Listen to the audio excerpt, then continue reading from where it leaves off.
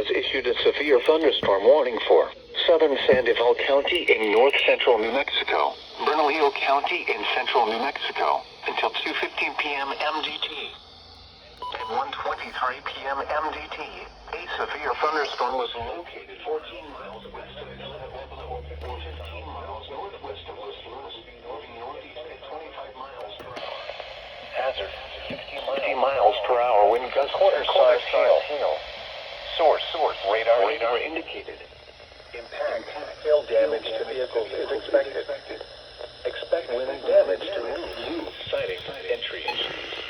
Locations impacted include Albuquerque, southwestern Los Ranchos de Albuquerque, Paradise Hills, South Valley, Cabazon, and North Valley. This includes the following highways: Interstate 40 between mile markers 133 and 162.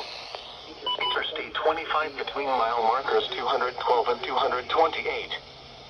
Move to an interior room on the lowest floor of a building.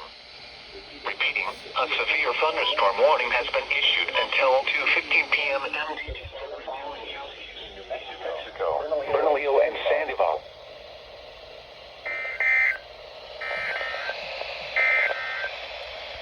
Significant weather advisory for south central